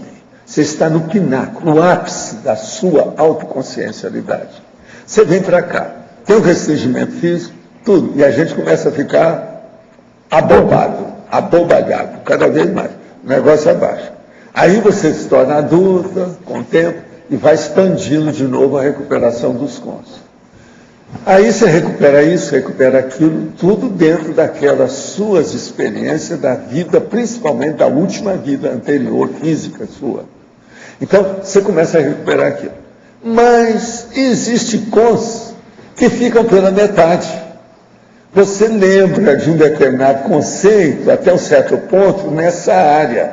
Mas aquele conceito, ele é muito mais abrangente. Você não viu onde é que aquele tem, sabe, os dividendos dele, o refluxo, os fragmentos que ele cria, aquilo que ele explode nas outras áreas. Isso é o lateral. Então, veja, você entendeu, você já está entendendo, você viu que aquilo existe, mas o cocoricó do galo está muito pequeno ainda, você ainda não está sabendo nada dele. Professor, então, isso é o látero pensênico. Então, ele chega até aqui, mas não entra. Agora, com o desenvolvimento, a pessoa desenvolvendo mais, ela começa a captar, e aquele puzzle dela, está faltando a peça, ela começa a preencher. Isso tem alguma relação com a retilinearidade pensênica? Tem. A retilinearidade, por exemplo, se uma pessoa começa a ter retilinearidade autopensênica, ela se prepara para maior recuperação de cons magnos, que é o megacon, aquele grande, aquele que interessa. O que seria um megacon? Por exemplo, o megacon pode ser uma ideia apenas física, intrafísica, se a pessoa está desenvolvendo uma programação existencial física. Mas pode ser, às vezes, uma coisa super transcendente do ponto de vista intelectual, se a pessoa está desenvolvendo uma programação existencial, intelectiva, de alto nível, mental somático. Então, isso tudo varia de acordo com a pessoa. Agora, por que é importante, por exemplo, o debate nosso aqui e os estudos nossos, dos cursos nossos? Não é só esse curso aqui de longo curso, nós estamos dando abertura, mas os outros também. Por que são importantes? Devido à especialização deles. Porque aquilo amplia o processo de acesso e abordagem, principalmente multidimensional das pessoas. Com isso, ela vai ampliar a autolucidez, porque ela vai recuperar os megacons. Mas nós não temos... Outra coisa, é muito fácil de perguntar. Cada um aqui, pergunta para si, quanto tempo você está aqui na CCCI, na Cognops? E de lá para cá, o que aconteceu na sua ideia? Compara, por exemplo, vamos perguntar para a Lourdes, como é que foi quando ela deixou Niterói e veio para cá? Você, quando você deixou seu processo político e veio para cá? Como é que você era lá e como é que era aqui? Agora põe, a coluna, eu era assim, fiquei assim. E vamos ver como é que está. Vocês vão ver a recuperação de cons na passagem de um estado para outro. Lourdes, você recuperou muitos cons, Lourdes? Vocês estão entendendo o que eu estou falando? Sim. É por aí que a gente vai entender o processo de cons e a lucidez. Professor, eu ainda queria continuar. Eu posso? Ainda uma questão, ainda um monte de questões, sim, mas uma agora, só a última. Então, cada um de nós tem, para esse momento evolutivo, N especialidades, algumas, que são prioritárias. Eu não sei se eu estou falando um truísmo, mas... Não, você está falando sério. Eu estou... Ninguém aqui, devido ser elders e veteranos, ninguém vamos dizer, mono. É tudo pluri. Então, pensa nisso. Há uma pluripotencialidade e não monopotencialidade. Maioria. Tá ok, muito obrigada. Pluripotencialidade. Você entendeu bem a expressão que eu estou usando? Professor, essa recuperação de cons acontece se você estuda determinada coisa que você quer desenvolver. Um exemplo, se você em uma vida passada falava alemão, você só vai ter essa recuperação de cons se você estudar e desenvolver essa habilidade nesta vida. Não, você tem que ter oportunidade disso. Você fica num lugar que não tem nenhum alemão, ninguém fala nisso, essa língua nem existe para você. Então você não vai recuperar nada. É preciso de haver na mesologia, no ambiente que você mora, no holopensênico que você desenvolve sua vida, tem que ter raízes daquilo. A chamada primícias, aquilo que desencadeia, que detona o processo. Tem que ter alguma coisa que renasce. Você está entendendo? Para criar um ambiente favorável, senão não vai. Então, se na sua programação não teve esse ambiente, é porque você não precisa... Às vezes o ambiente não tem, foi o meu caso. Não tinha, então o que eu fiz? Eu comecei a estudar muito cedo, comecei a fazer minha biblioteca muito cedo, eu então fui ver uma opção de coisa. Por exemplo, espanhol. Eu praticamente não estudei nunca espanhol. Quando eu fui estudar espanhol no ginásio, que havia o espanhol no ginásio no Brasil, eu tive aula sobre isso. Mas quando eu cheguei lá, eu já sabia a língua totalmente, já traduzia, já lia, já falava, tudo isso por mim. Eu nasci sabendo espanhol. Entendeu o que quer dizer? Então, isso por quê? Porque eu desenvolvi através da leitura, desde pequeno, junto com a minha mãe, que era professora. Estou dando um exemplo para você como é que é o processo de recuperação. Então, isso é uma coisa que eu sei. Eu nunca tive problema com isso. Agora, as pessoas, mesmo que quando me viram a primeira vez, falaram, eu não entendo por que é aquilo. O Valdo é espontâneo nisso, mas esquisito, porque na família dele não tem nada da Espanha. Por que é isso? Agora veja, na hora que vão fazer uma viagem para a Argentina, se for procurar quem é que seria o intérprete dos ministros do Perón. Foram olhar, não tinha ninguém, não, só tem o Valdo. Mas o Valdo, ele nem é acadêmico do nosso livro, como é que ele vai? Ele sabe mais para hora, porque todo mundo aqui vai ser o intérprete. Acabou. Lá fui eu, naquele aviãozão enorme, então, junto com o povo, o mais novo da paróquia, e mandando o povo todo, porque eu que estou administrando o processo, 16 acadêmicos. Valdo, todo mundo entupiu a boca depois. Né? Qual é o papel da simulcognição dentro da pangrafia? Como é que é simulcognição dentro da pangrafia. Como que é? É sinônimo, é parte? Não, faz parte. Agora, ó, a simulcognição, ela de qualquer maneira, você não pode fugir disso, porque os fenômenos se concentram. Na hora que eles se concentram, quase sempre é no mesmo tempo. Para um enriquecer o outro. Então aquilo se encaixa. É como se fosse uma roda simples que se tornou complexa. Então o denteamento dela se ampliou. Mas o que tem de diferente entre a concomitância da simulcognição e na pangrafia? É a sofisticação da outra? Que é não, maior? é o número e a qualificação das ocorrências. A qualificação. Que é isso aí que a gente tem que ver, porque o negócio... Professor. Aqui no B, sobre a pangrafia, você falou que tem uma ordem, né? De a pessoa aprimorar, né? Tem que fazer o estado vibracional, o TENEPS. E quando esses fenômenos começam a ocorrer, que nem no meu caso, né? Psicofonia, simulcognição, antes desse processo do EV, por exemplo, que eu não domino ainda o estado vibracional, nem faço TENEPS. Isso eu disse que a pangrafia ela vem para assistir, certo? Tudo que você desenvolve parapsiquicamente é a mini peça do Max Mecanismo. Tem que fazer assistência. Se não faz, eles não ajudam você a desenvolver, porque não tem interesse. Vai ajudar para quê? Não, então, para não criar nenhum efeito? Não entendi, mas o que eu estou perguntando é o seguinte, no meu caso, a psicofonia e a simulcognição eu tenho desde moleque, né? E por que isso já veio para mim, quer dizer, nesse caminho da assistência? Veio, mas de uma maneira, às vezes, quando vem, muito de tacon, taconístico, isso não é muito primário, né? É coisa do passado da gente. Aí eu desenvolvi... A gente mexe com esse negócio de tacon desde a época das pitchas. Então, isso aí é muito primário. Aí o estado vibracional e a TENEPS que vai colocar no caminho. Por isso que a gente tem essas técnicas bem definidas e sérias. Nós não levamos ninguém no bico. A gente aqui fala tudo na cara. A fratura exposta e soco na cara. Então, por exemplo, as técnicas que nós usamos são tudo com detalhes. Começa, tem princípio, meio e fim, tem lógica, a gente debate o processo. Agora, por exemplo, na pangrafia, uma coisa das mais sérias que tem, mas isso é só a pessoa que vai ter quando ela for fazer, é justamente a euforia. A euforia pode atrapalhar a pessoa totalmente.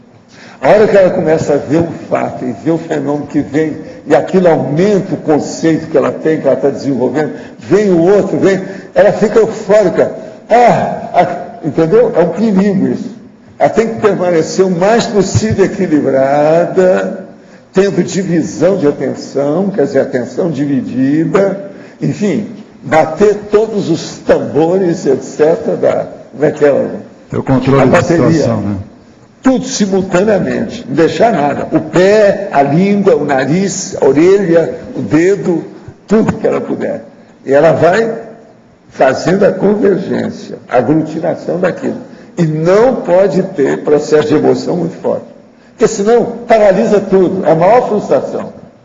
A hora que está um negócio que juntou tudo e a pouco aquilo vai, puff, igual uma bolha de sabão, sumiu tudo, pronto. Você perdeu toda. Agora, a euforia aí no caso é péssima. Ela só prejudica. Você entendeu, né? Quer dizer. Porque o negócio simplesmente é impressionante. Você está procurando um conceito, desenvolver aquele conceito. Chega uma pessoa e fala para você, já é uma grande conquista. Um conceito. Agora, pense bem, a hora que chega 6 conceitos, cada um diferente do outro e cada um enriquecendo demais. É uma loucura. Isso não adianta a gente tentar explicar para você, não. Esse negócio tem que viver. É aquilo que a gente fala. Por exemplo, isso é igual cosmoconsciência, porque a pangrafia já está caminhando para a cosmoconsciência. Cosmoconsciência não adianta falar muito. A pessoa tem que vivenciar aquilo. Para entender, alcançar o processo teaticamente. Agora, a pangrafia já é o início disso. É muito difícil de expor. Tem que ver.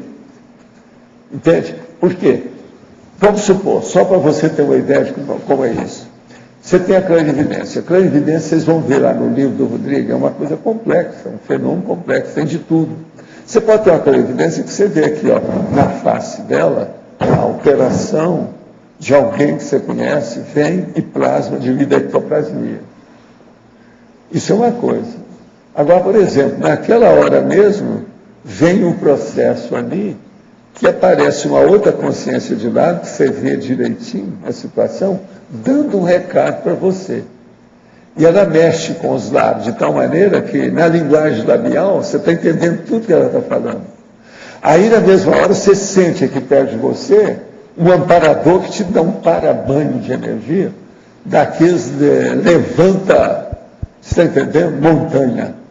Então, você vê aquilo tudo, amplia a sua consciência, você começa a ver. Aí você vê quem é aquela consciência que apareceu, a outra, e esse que está aqui. Aí você lembra, isso aí é que estava... Esses 3 são daquele contexto, daquele episódio. E o negócio vai, o negócio é um tal de puxar. Você está entendendo? É uma loucura a hora que chega aquele nível. Agora, às vezes você não quer perder, aí que entra o negócio da grafia. Você não quer perder aquilo, você tem que registrar. Tem que olhar os detalhes, não tem jeito. Quando acaba aí, o ideal mesmo é registrar, não tem outra saída, que é a melhor coisa que a pessoa faz. Agora, por exemplo, os meus conceitos, até hoje, quando eu vou escrever, eu às vezes passo pela pangrafia. Se vem a pangrafia, abrir o caminho, eu já não tenho mais problema, fica tudo mais fácil. A dificuldade diminui, entende? Por quê? Eu aí já não sou um autor sozinho, eu estou com uma série de coautores dentro dos fenômenos, que estão me ajudando a desempenhar o esclarecimento daquilo, clarear a situação da ideia. Você entendeu mais ou menos o que é? Professor, para um pré-desperto, a gente poderia falar que ter autoconsciência da identidade extra é um dos maiores megacons recuperados ou não? É correto dizer isso? Aí depende. Depende o que é que a pessoa vai fazer com a identidade extra. Saber só por saber, viu, Mabel? Não vejo nenhuma aplicação disso. Você tem que saber, mas os gurgumilos, o interior dessa condição, da personalidade, saber o que acontece. Que é o caso que você vê comigo com o processo do Zé. Eu tenho que saber por quê. Agora, a primeira coisa que tem que ver é o seguinte: por que que isso acontece? Isso foi a primeira pergunta que eu fiz na minha vida. Eu era rapaz. Por que é que eu sei disso? Isso não foi à toa. Eu tenho que saber a aplicação que eu tenho que fazer com isso. Essa aplicação, ela tem que ser útil, ela tem que ser produtiva. Como é que faz? Então, isso é preciso de ver. Não adianta a pessoa saber de uma coisa só, apenas por saber. O processo é a aplicação prática, objetiva do problema de uma maneira útil, produtiva, edificante. E professor, você saberia dizer qual seria o megacon do Zéfiro? Zéfiro? Não, isso eu já falei. O processo todo foi o problema dele recuperar a memória. Agora, tudo é devido àquilo que eles também me perguntaram, né? Por que é que ele tem? Qual é o master, o mater pensene? Eu falei que era a determinação.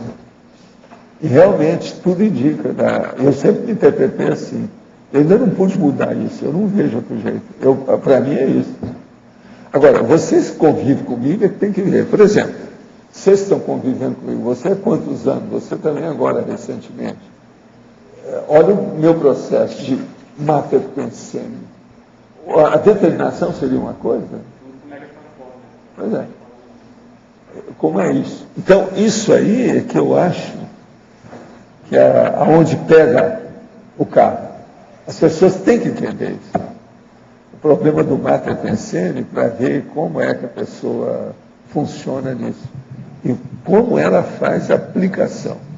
Tudo na vida, gente, a gente tem que pensar, para que você faz isso? Está aplicando em quê? Qual o resultado disso? Então não adianta nada. Então, professor, a gente podia dizer assim, que de modo geral, se a pessoa tem um megatrafora aplicado, que é igual ao seu mater pensene, vai ser igual ao seu megacom. É isso? A tendência é essa. Agora veja, igual o megacom do momento evolutivo. Amanhã já aparece um outro superior àquele. Eu atualmente estou atrás de um, né? Que eu já falei para vocês, que é a minha pesquisa. Eu quero saber aquele negócio do serenão. O que é que ele tem que a gente não tem? E o que é que ele tem que ele consegue certas coisas que a gente não consegue? Como é que ele consegue ter um anonimato sem fazer mal? Um anonimato que é cosmoético.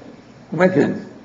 Eu, por exemplo, vamos supor que eu resolvi ser anônimo e não vou falar mais nada para vocês. Isso é cosmoético?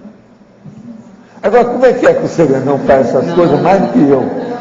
E ele é cosmoético. Esse é o dilema meu de muitos anos que estou atravessado. Não é aqui, é aqui. Há uma saturação do processo. E eu não sei como é que é. Agora, ó, pelo que eu já vi até o momento, eles não me falam porque não adianta falar. É aquele negócio que eu falo. Chega num determinado ponto, que é o caso igual da cosmovisão, a cosmoconsciência, que a pessoa tem que vivenciar aquilo. Como eu não estou preparado para vivenciar, eu tenho que ficar quieto, reduzir da minha insignificância e esperar para ver o que vai dar. Agora, estou de olho. Aqui, ó, estou assim, estou de olho para ver tudo que acontece. Agora, professor, qual que é a relação, se é que existe, desse megatrafor, desse mater pensene maior, desse megacom com o macrosoma? O macrosoma, ele potencializa essa reunião de fatores positivos. Agora, no caso, potencializa em quê? Na manifestação física e somática. Que é aquilo que eu falei. No meu caso, eu estou desconfiado que o meu problema maior é de regeneração. É muito estranho meus processos de regeneração. Eu que estudei isso tudo e vi o processo de fisiologia junto com a patologia, anatomia, eu vejo que isso tem. E no povo que eu estudei, macrosoma, problema de regeneração é uma coisa séria. Muito séria. Outra coisa séria. Aquele caso do homem que estava para morrer, isso eu nunca pude esquecer, que estava lá na enfermaria, que a gente estava tratando dele. Depois nós tivemos uma sessão lá, do Centro da Consciência Contínua, que eu cedi energia de tal maneira que foi a parte neurológica para ajudar a cabeça dele, porque precisava de viver mais tempo um pouco, para resolver uns casos, que era muita gente envolvida com ele. E a gente conseguiu isso. E eu fui para a cama no sábado, só levantei na terça-feira de manhã. Aquilo tinha ectoplasma, neuroectoplasma da minha situação, e eu tinha que me carregar como se estivesse carregando óculos, né? Aqueles dias, para não ter excesso, para não criar nenhuma ruptura nos meus problemas. Isso pode dar, né? Pode dar um AVC, pode dar um monte de coisa nisso aí. Não se brinca com isso. Pode dar alguma coisa do ponto de vista de neurológico e do ponto de vista circulatório, principalmente no meio das meninges e do cérebro. Deve se ir com calma.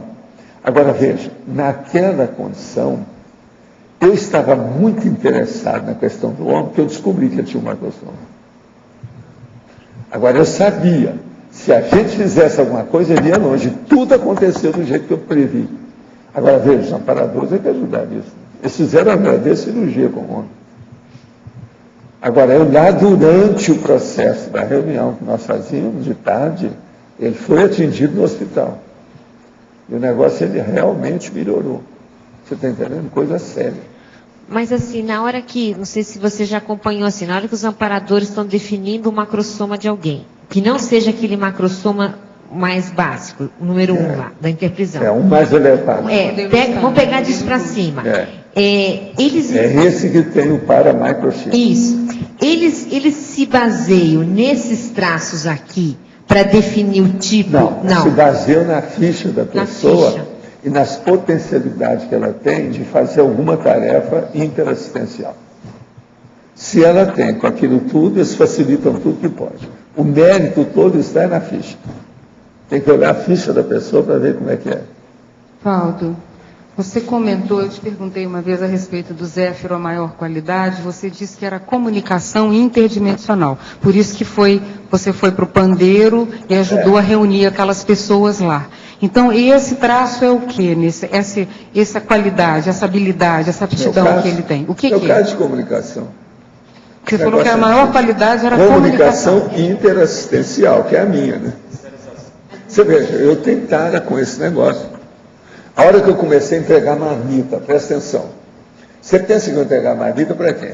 Era gente doente, que não podia ir na pensão para comer. Eu levava lá. Você está entendendo? Eu tinha 5 anos. Quer dizer, meu pai também me ajudava, incentivava, estimulava eu a fazer assistências. Porque ele era totalmente assistencial. Ele dava o dinheiro que ele recolhia, e nós não éramos ricos. Era gente remediada, fazendo uma força danada para sobreviver. Contava os caraminguás. Sabe como é que é? Contava os tostõezinhos. Você considera, então, a qualidade do Zéfiro maior a determinação. E a comunicação é a dinâmica de pôr isso em funcionamento. A dinâmica interassistencial. Isso aí eu tenho uma tendência, uma mania. É igual a minha mania de colecionar, de fazer pesquisa, a mesma coisa. Eu tenho várias manias disso. Agora, o que eu vejo é o seguinte. Uma vez eu perguntei para o transmentor, eu falei assim, vem cá, todo mundo que evolui, o que é? O que acontece que é mais característico? Ele falou assim, a qualificação das manias. Estude isso. Gente, pensem só nisso. Qualificar. Que você tenha mania, porque todo mundo vai ter, mesmo com a evolução. Arranje, então, manias qualificadas. Agora, olha as minhas. São qualificadas ou não são? Colecionismo, a pessoa que pega sentido por problemas de natureza, as coisas que eu fazer pesquisa, essa mania que eu tenho de ver as coisas. Por exemplo, agora já falei com o Pedro. Qualquer dia nós vamos fazer uma pesquisa aí, daquele jeito que você e o Alex iam comigo lá na praia, mas eu quero fazer aqui.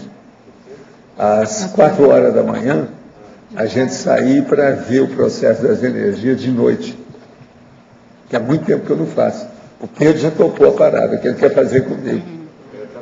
Então nós podemos tratar. Você vai ter companhia. Nós vamos tratar, mas tem que ser o seguinte, eu tenho que escolher, eu já falei com ele.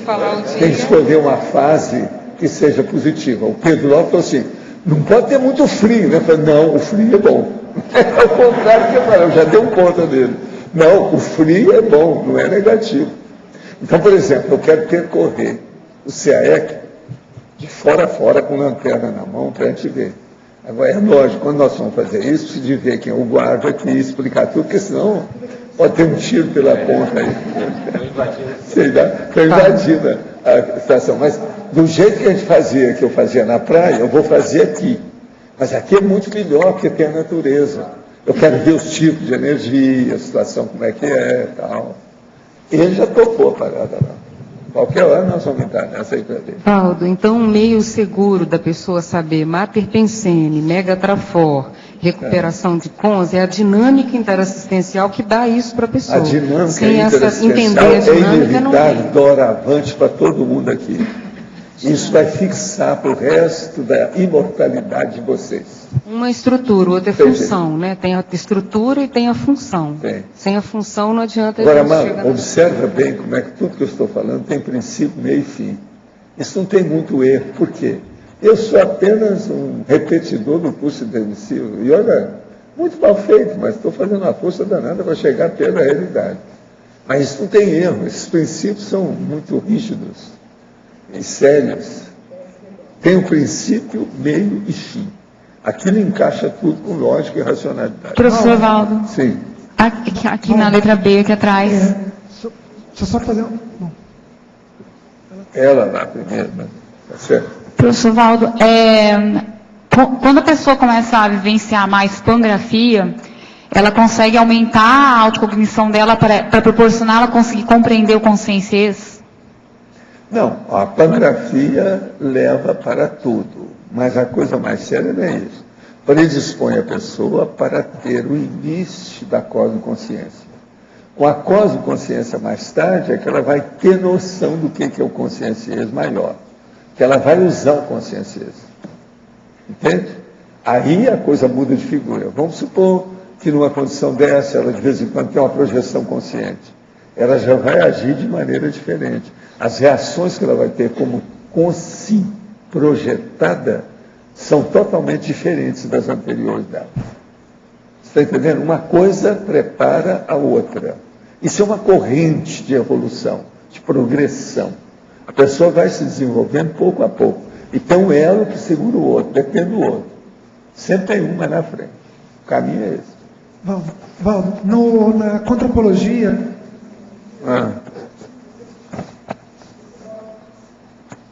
Que número? Qual o número que tem? Fala alto aí que eu escuto.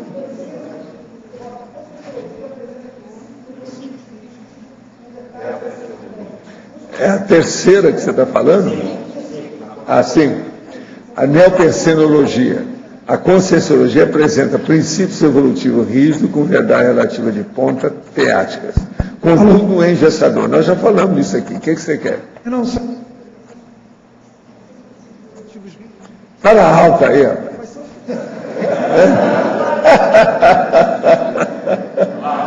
Tá bravo, hein?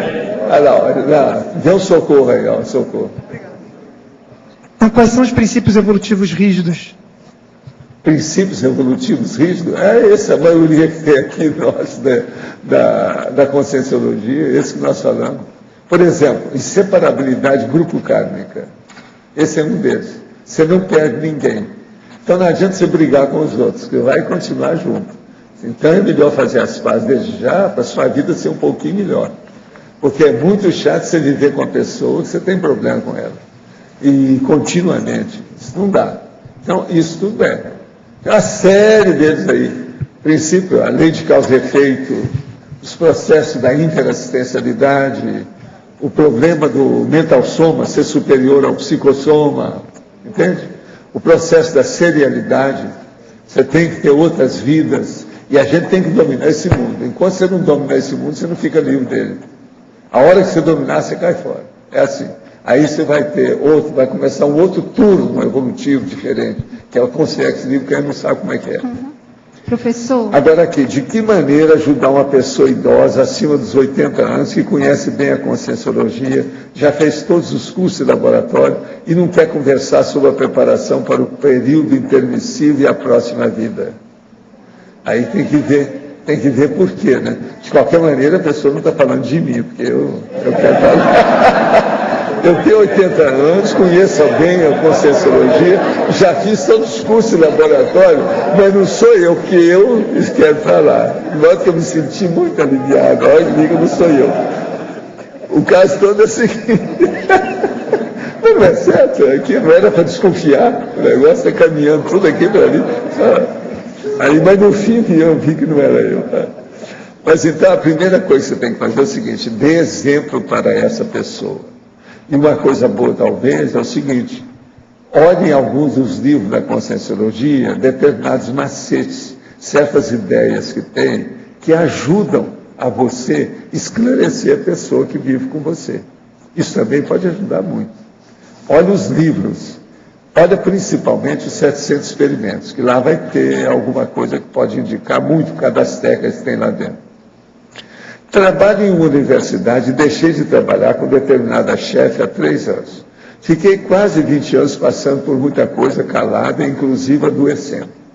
Estou há 5 anos para me aposentar. Quando não mais aguentei, pedi para ser deslocada para outra área. Porém, ainda encontro e não passa de um cumprimento com muita aspereza. Na TENEPS, ontem, percebi a raiva e ódio que ela ainda nutre e tem colocado sempre seu nome na TENEPS. Nessa semana, achei um livro dela que peguei emprestado naquela época. O que o senhor acha que devo fazer com o livro?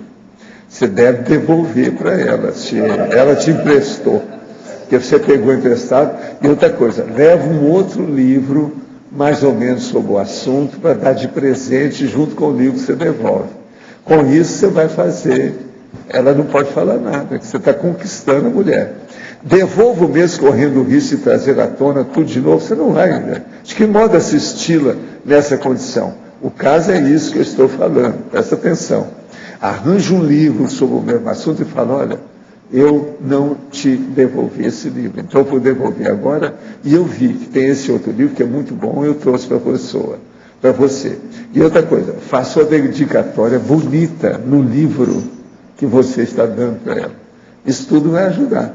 Você vai desmontar o ódio dela, porque uma pessoa que recebe um presente assim positivo, como é que ela vai combater isso? Que interesse é que a outra pessoa tem? Não tem jeito. Dediquei-me à Conscienciologia desde meus 21 anos, voluntariando e dando aulas. Hoje vejo que preciso dar um upgrade na questão profissional, inclusive com mestrado e doutorado. Muito bom. Quem tem Max ProEx, vale a pena, mesmo na fase executiva, investir nessa questão, corrigindo essas falhas, ou deve esquecer e dedicar-se mesmo à questão do parapsiquismo mental somático e GESCOM? Olha, eu que te conheço e sei dos acidentes da sua fase preparatória, estou de pleno acordo com o seu mestrado e doutorado. Vai em frente. Na minha condição de seu avô dedicado, vale a pena. Essa pessoa eu conheço, que é do nosso povo aqui. E eu sei que ela chegou aqui toda há muitos anos e aconteceu tanto altos e baixos com ela cheia de muita tolice, muita bobagem. Ela já está superando tudo agora. Então é a hora. Você vai entrar no mestrado e no doutorado com alguns anos de atraso, mas ainda tem chance, né? Todo mundo está vivendo 100 anos. Você ainda é moço, não tem nada. Após a TENEPS, na segunda-feira, percebi uma consciência sentar em meu quarto e falava muito. Ao adormecer, saí do corpo e vi a consciência nos pés de minha cama. Joguei energia e ela retornou com mais energia, inclusive consegui encurvar minha mão esquerda. Continuei exteriorizando e logo após voltei para o corpo. Depois passei uma semana muito difícil intrafisicamente, percebendo até o assédio, pois estive com pessoas com muitos problemas de depressão. Na sexta-feira estava muito mal, só melhorei no sábado. Tudo foi repercussão dessa experiência? De que modo compreendê-la, principalmente ocorrendo após a TENEPS? Não, você está fazendo um desassédio de grupo. Isso é que é chamar de desassédio de grupo. Fica firme e vamos em frente. Agora, ó, muita tranquilidade, muita confiança em você. Isso é que precisa, autoconfiança junto com o amparador. Isso vai te ajudar. Preciso da sua orientação para voltar a ter novamente lucidez e energia e poder viver novamente com dignidade e amor próprio. Estou com medo dos psicólogos. Atualmente eu tomo Pristic e lítio. Estou sinceramente desesperado, pois não consigo rir mais. O que devo fazer? Não, o problema todo é o seguinte, você está em andamento. Se eles estão tratando de você, se eles receitarem isso aqui, deve ser um psiquiatra. Isso aqui, para mim, não é psicólogo. Isso é psiquiatra. Então, é preciso saber do seu psiquiatra se seria bom mudar ou não essas medicações que você está tomando aqui. Ele está tomando 2 por dia de cada um desses. Então, seria bom você recorrer ao psiquiatra e tenha confiança no que ele falar para você. Siga o que ele está falando. Agora, ó, isso às vezes é fase. Você pode mudar totalmente, vai mudar tudo, não tem nada não. É apenas fase. Tenha confiança e pensamento positivo. Eu penso que E eu vou colocar você aqui no nosso trabalho. Eu vou olhar isso aí com calma. Por sinal, eu acho que eu já conheço o nome dele, já sei bem como é que Professor Valdo, Sim. professor, aqui no ar. Aqui, professor. Voltando ao assunto da pangrafia, o senhor colocou que vem muitas informações e ideias. O senhor aplica alguma técnica para não perder nenhuma dessas informações quando for registrar? É fazer a confluência para o megafoco. Tudo que eu vejo, vamos enriquecer o megafoco. Então eu amplio a minha noção daquilo que eu estou pesquisando. É o megafoco. É a essência, o cerne, a ideia núcleo. Tudo que eu posso para ampliar aquilo, eu ponho em andamento. Isso ajuda. Professor, agora, sempre enriquece demais aquilo que a gente faz. Ainda na pangrafia, Sim. Queria saber o seguinte, é possível a pessoa ter experiências pangráficas e achar que foi apenas extrapolacionismo? Tudo é possível, né? O que tem na natureza humana de besteira não está no gibi. Tudo é possível. A pessoa interpreta mal, ela viu lá pior da coisa, tem uma série de condições. Outra coisa, o fenômeno da pangrafia, ele é muito assim, composto, complexo, sofisticado. Então, isso aí, às vezes, pode complicar uma pessoa que não está habituada com um processo mais denso de experiência. Então, é preciso de dar um desconto também. Agora, uma coisa que eu acho no caso desse, que é muito importante, viu, Isabel, é a pessoa pensar, se está havendo vários fenômenos simultâneos, que aquilo está havendo para ajudar o que a pessoa está fazendo. Então, aquilo é para ajudar você. Então, a primeira coisa, pense positivo a respeito do assunto. E quando começa a ocorrer isso, qual é a periodicidade com que isso, a frequência com que a pangrafia se instala, digamos? Isso pode ocorrer intensamente durante uma fase muito forte. Tudo é possível. Mas, olha, eles não prejudicam a pessoa. Não, eu sei. Aquilo ocorre e a pessoa mantendo e expandindo a lucidez dela cada vez mais. Professor. Pangrafia, às vezes, eu começava a falar nisso, tinha gente que achava que isso é impossível. Está entendendo? Mas não é. O fenômeno realmente é extraordinário. Eu tenho a impressão que isso ocorre mais dentro do serenário, tem muitos relatos de pessoas que teve vivência. Lá é o local ideal para isso. O outro local ideal é a técnica da autorreflexão de 5 horas. Porque o teleguiamento explícito quase é audível. Tem vários fenômenos que ocorrem simultaneamente dentro do serenário. Eu tenho a impressão que... O serenário predispõe o processo. Exatamente. Isso é verdade. Professor, aqui no ar, só tirar uma dúvida. No caso da identidade extra, por exemplo, nessas vidas que o senhor teve até agora, sempre que o senhor dessoma, assume a situação do Zéfiro ou não? Como é que eu não entendi isso? Quando o senhor, nessas vidas, a sua identidade extra era o Zéfiro. Sim. É isso? E daí? Então, isso que eu quero saber. Existe a possibilidade de a pessoa alterar essa identidade extra para frente, por exemplo? Não, eu não penso nisso. Não fui eu que criei. Tá. Então eu sigo aquilo que acontece. Eu danço conforme o ritmo da música. Não, porque, por exemplo, a senhor vem a dessomar agora. Essa personalidade do Valdo Vieira... tem um monte de gente que vai procurar o Valdo. Então, isso que eu estou falando. Ela pode sobressair eu agora... vou atender como Valdo. Agora, depois eu vou encontrar com meus amigos. Então, todo mundo é Zeferino. Que a tendência é essa, né? A tendência é ser mais Valdo agora do que talvez o Zéfiro, pelo trabalho. O problema é esse. Depende do... Você dança conforme a música. Da torcida. Uma outra coisa. Tem certos lugares que você, depois de você dessomar, você vai ver. Você vai encontrar com várias pessoas que cada um vai te chamar com um nome diferente. São vidas diferentes que você teve com ele. Isso é inevitável. Extrafisicamente, você tem que lembrar que a maioria das pessoas começa a ter muita lucidez. A expansão do processo mental somático. Isso aí muda tudo, fica tudo mais complexo, mais por atacado, generalista, universalista, tudo cosmovisual. Então a coisa muda. Então, aquela vida que o senhor teve marcante com aquela pessoa, ela vai te chamar por aquilo e a outra por outra. Às vezes é um outra. jeito e outra coisa. Às vezes você também se transfigura, vira aquela pessoa de novo, para ter uma interlocução para ajudar aquela pessoa.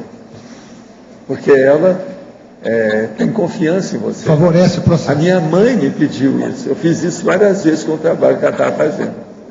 Agora, eu nunca pude esquecer, porque eu mudei totalmente as minhas coisas que eu estava fazendo. Entende? O jeito, a situação, tudo extrafisicamente. Cheguei lá e falei assim, olha, eu sou o fulano. Aí ele lembrou, me deu um abraço, feliz da vida, começou a mudar tudo. O pior da história, que depois eu falei, olha, eu tenho que viajar, tenho que sair, não posso ficar aqui. Quer dizer, viajar, quer dizer, voltar para o corpo. Você está entendendo? Deixei tudo. Era o jeito. Essas viagens extrafísicas são muito engraçadas. Você fala, não, eu tenho que agora desaparecer. Uma temporada, eu tenho um serviço aí. Desaparecimento extrafísico. Tem muitos desses desaparecimentos que são feitos com a consciência, com o sim projetada. Por isso que ela sumiu. Estava na dimensão, daí a pouco sumiu. Cadê? Não sei. Onde foi? O pessoal voltou para o corpo. No corpo era outra personalidade, não é aquela. Então, tem muito disso. Agora, a gente tem que começar a experimentar essas coisas, a gente tem que começar a ter, vamos dizer, levar isso na rotina, entender que é desse jeito, que não tem jeito de mudar. Se adaptar aos processos e ver como é que isso pode funcionar em favor de todo mundo dentro da assistência. Entendeu? Gente, então eu agradeço muito a vocês. Hasta amanhã. E os nossos comerciais, por favor. Obrigado. Hoje tivemos 111 assinaturas no livro de presença, 29 perguntas presenciais, 18 perguntas online, 50 votos presenciais e 5 votos online. Os recados são da Rosângela e Cristiano sobre a jornada de conscienciometrologia, a Fernanda sobre o debate, a Eliana sobre, a Isabel Monfroy sobre a mostra Hércules Galó, a Kátia sobre o curso IAC e a Magna sobre o curso Precocidade Parapsíquica. Agora com você, Fernanda, sobre o sorteio do Amigos da Enciclopédia. Olá, boa tarde a todos. Antes de anunciar aqui o resultado do sorteio mensal do programa Amigos da Enciclopédia, nós queremos informar que hoje nós contamos com 442 amigos da Enciclopédia inscritos, com 462 assinaturas ou cotas e 9 empresas patrocinadoras. Nosso agradecimento a todo esse povo aí que mantém o programa Amigos da Enciclopédia. Então nós vamos sortear hoje 2 livros, Clarividência, Teoria e Prática, do nosso Dr. Rodrigo Medeiros, está sendo lançado agora, 2 unidades, e sortear também uma vaga na prova da Imagística, né, para ocorrer no dia 22 de abril. Então, aqui em Foz do Iguaçu. Então, quem ganhou o primeiro livro foi a Cristina Flora da Silva Paranhos, de Salvador, Bahia. Cristina Flora da Silva Paranhos. O segundo livro saiu para o Eucárdio Antônio de Rosso, de Foz do Iguaçu. Eucárdio Antônio de Rosso, Foz do Iguaçu. E a vaga na prova de Imagística, que vai acontecer no dia 22 de abril, saiu para a Luciana Guzmão de Souza Gouveia, do Rio de Janeiro. Luciana Guzmão de Souza Gouveia, do Rio de Janeiro. Nossos parabéns a eles aí.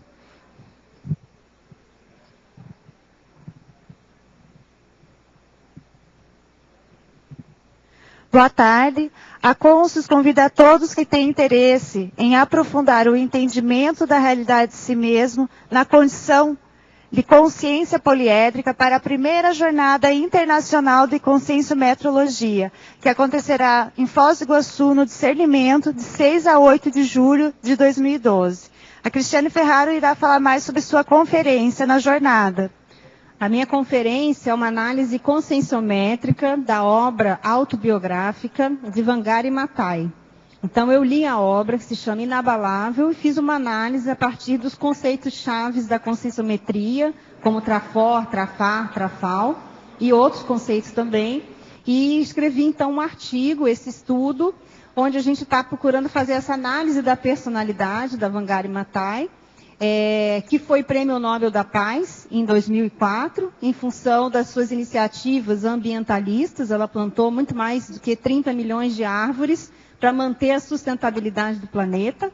Então, é uma personalidade, né, uma líder, mulher, negra, né, foi, enfim, a primeira africana a ganhar o Prêmio Nobel da Paz. Então, eu convido a todos para irem assistir a minha conferência durante a jornada da conscienciometrologia. Mais informações e inscrições na recepção do CAEC, DDD 45 3525 2652 e 3525 1181. Obrigada.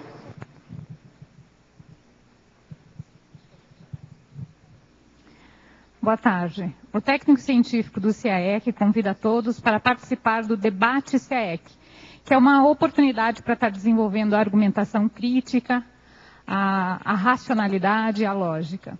Então, o evento ocorre todos os domingos, das 15 às 17. Hoje à tarde, a pesquisa será Biografologia, com o pesquisador Cícero Schunemann. E em abril, os demais temas serão Paracaptação retrocognitiva, Gestão conscienciocêntrica, Autoconscienciometria, Portfólio do autopesquisador. O técnico científico ainda convida todos os pesquisadores da conscienciologia para colocar os seus temas de pesquisa em debate, buscando aí conseguir novos posicionamentos, novas ideias, novas abordagens sobre o seu tema, né? E conseguir aí alguns consensos e neoverpons da conscienciologia. O contato é debate@caec.org. Obrigada. Boa tarde. Você sabia que Hércules Galó comprou terras aqui em Foz na primeira década do século XX? Venha conhecer mais sobre a trajetória deste empreendedor, né, evolutivo no dia 14 de abril, às 15 horas, na Holoteca. Vai ter coquetel. Por favor, apareçam. Obrigada. Boa tarde a todos. A IAC tem o prazer de convidá-los para o curso do professor Rodrigo Medeiros, que está lançando o novo livro pela Editares, Clarividência, Teoria e Prática. O professor Rodrigo é o diretor atual da educação na IAC. Ele já mora há mais de 15 anos no exterior e já ministrou esse curso em mais de 10 países. O curso vai ser no dia 21 de abril, sábado. É um curso de 6 horas aula. E ele vai estar fazendo o lançamento da obra no dia seguinte, no domingo, dia 22, às 18 horas, no Discernimento. Mais informações, podem me procurar, a professora Verônica, ou também entrar em contato com brasil@iacworld.org. Muito obrigada. Boa tarde. Venho convidá-los a fazer o curso Precocidade Parapsíquica nos dias 28 e 29 de abril, aqui em Foz do Iguaçu, no Auditório do Discernimento, com os professores Mário Oliveira e Carla Giuliani. Um dos objetivos desse curso é ajudar a você a entender os indícios do seu contexto pré-ressomático a partir da análise do seu parapsiquismo na infância, da análise do seu nascimento, do período gestacional e entender os possíveis medos ou traumas da infância, que muitas vezes são decorrentes de vidas passadas, como também as marcas, os sinais de nascença, entre outros temas. A data, 28 de abril, inscrição na recepção do CAEC ou através do telefone 45 3525 2652 ou do e-mail caec@caec.org. Lembrando, este curso é uma parceria do CAEC com a CIP. Muito obrigada e até lá. E o verbete eleito para amanhã é Paraperceptometria, a especialidade Parapercepciologia. Obrigado pela presença de todos e até amanhã.